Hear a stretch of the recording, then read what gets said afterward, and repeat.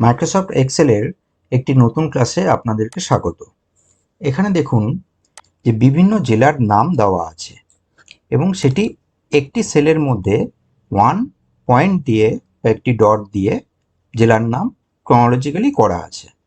এবার আপনাকে একটি টাস্ক দেওয়া হলো, বলা হলো যে 1 ডট এটি থাকবে না, শুধু এই আলিপুরদুয়ার লেখাটিকে আনতে হবে। তা এর জন্য কি আপনি জাস্ট এই আলিপুরদুয়ার, বীরভূম, যদি এরকম অনেক নাম থাকে বা অনেক ব্যক্তির নাম থাকে, সেক্ষেত্রে আপনারা কিভাবে এই কাজটিকে অ্যাডভান্স ফর্মুলার সাহায্যে করতে পারবেন, আজকের ভিডিওতে আমরা সেই বিষয়টি শিখব। তা এর জন্য আমরা প্রথমে লেন ফাংশনকে কল করব। লেন ফাংশনের কি কাজ আগে আমাদেরকে সেটি বুঝতে হবে।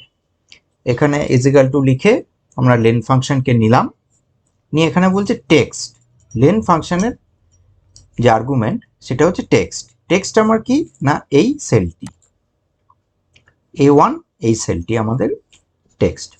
এই লেন ফাংশন কি করে, একটি সেলের মধ্যে কতগুলি ক্যারেক্টার আছে সেই নাম্বার অফ ক্যারেক্টারটিকে ডিসপ্লে করায়। এখানে দেখুন 13 ক্যারেক্টার আছে। এখানে বলে রাখি, এটা আমরা ফিল ডাউন করে দিলাম, যাই হোক, এখানে বলে রাখি যে স্পেসটিকেও একটি ক্যারেক্টার হিসেবে কিন্তু মার্ক করে বা নেয় এই লেন ফাংশন। এরপর আমাদের কি দরকার, 1 এর পাশে একটি ডট আছে এবং তারপর একটি স্পেস আছে। যদি আমরা দেখতে চাই এখান থেকে ভালোভাবে, 1 ডট, এই দেখুন স্পেস। স্পেস নিয়ে কিন্তু এখানে এই 13টি ক্যারেক্টার। এরপর আমাদের কি প্রয়োজন না, হচ্ছে এই 1 ডট যে রয়েছে তারপরের যে স্পেস দিয়ে বা স্পেস পরবর্তী যে ক্যারেক্টারগুলো রয়েছে সেগুলোকে আমাদেরকে খুঁজে বার করতে হবে, ফাইন্ড করতে হবে। এবং এই স্পেসটিকে কিন্তু বাদ দিতে হবে, 1কেও বাদ দিতে হবে, কারণ 1 এবং স্পেস এবং ডট এগুলো ছাড়া আমাদেরকে নিতে হবে। তা এর জন্য এই ফাংশনটির উপর আমরা ডবল ক্লিক করি। এরপর আমরা রাইট ফাংশনকে ব্যবহার করব। কিবোর্ড থেকে রাইট আমরা নিলাম, নিয়ে কি বলছে এখানে, রাইট ফাংশনের যে আর্গুমেন্ট সেটা টেক্সট। টেক্সট কি না, আমাদের হচ্ছে এই A1 সেলটি। এরপর কমা দেব।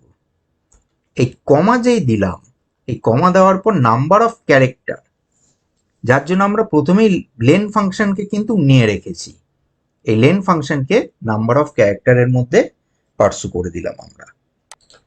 এরপর একদম লেন ফাংশনের শেষে আমরা চলে আসলাম, এখানে মাইনাস দেব। মাইনাস কেন দেবো, কারণ আমাদেরকে এই ডটটিকে বাদ দিতে হবে। এর জন্য আমরা ফাইন্ড ফাংশনকে কল করব। ফাইন্ড, ফাইন্ড কি করবে না, ইনভার্টেড কমার মধ্যে এই ডটকে ও খুঁজবে। এখানে ফাইন্ড টেক্সটে আমরা এইটি দিলাম, কমা দিলাম। এরপর উইদিন টেক্সট, কোন টেক্সটের মধ্যে, এখানে আমরা এই সেল রেফারেন্সটিকে দিয়ে দেব। এরপর রাইটের জন্য বা রাইট ফাংশনের জন্য একটি ব্র্যাকেট ক্লোজ, ফাইন্ডের জন্য আরেকটি ব্র্যাকেট ক্লোজ, এন্টার। দেখুন সুন্দরভাবে কিন্তু এই আলিপুরদুয়ার নামটি এসে গেছে।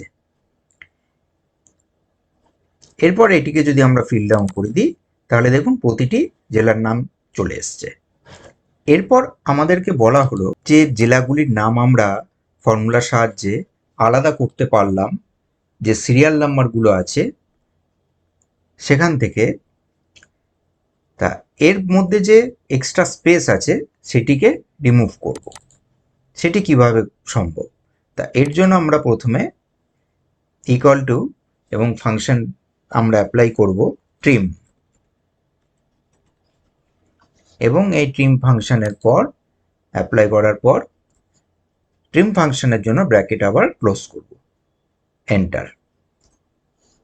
দেখুন এখানে আলিপুরদুয়ার যে লেখাটি সেটি কিন্তু এইটি কিন্তু একদম বাদিক ঘেঁষে আছে সেলের। এটিকে যদি ফিল ডাউন করা হয় বাঁকুড়া, দেখুন বাঁকুড়া কিন্তু বাদিকে চলে এসছে। বীরভূম, কোচবিহার, দক্ষিণ দিনাজপুর সব কিন্তু বাদিকে। বাকিগুলো কিন্তু দেখুন, যেহেতু স্পেস আছে, স্পেসটিকে আমরা রিমুভ করিনি বা করতে পারিনি, কারণ এখানে দেখলেই বোঝা যাবে এই যে দার্জিলিং এটি সিলেক্ট আছে, এখানে এই রাইট ফাংশন থেকে কিন্তু আমাদের আর্গুমেন্ট শুরু হচ্ছে। আর যদি দক্ষিণ দিনাজপুর দেখি তাহলে এখানে আমরা দেখতে পাবো যে ট্রিম ফাংশন। যাই হোক, এটিকে যদি আমরা এইভাবে ফিল ডাউন করে দিই তাহলে দেখুন যে সুন্দরভাবে কিন্তু প্রতিটি জেলার নামের আগে যে এক্সট্রা স্পেস আছে সেটিকেও আমরা রিমুভ করে দিতে পারলাম। ভিডিওটি কেমন লাগলো কমেন্ট করে অবশ্যই জানাবেন, চ্যানেলটিকে অবশ্যই সাবস্ক্রাইব করবেন।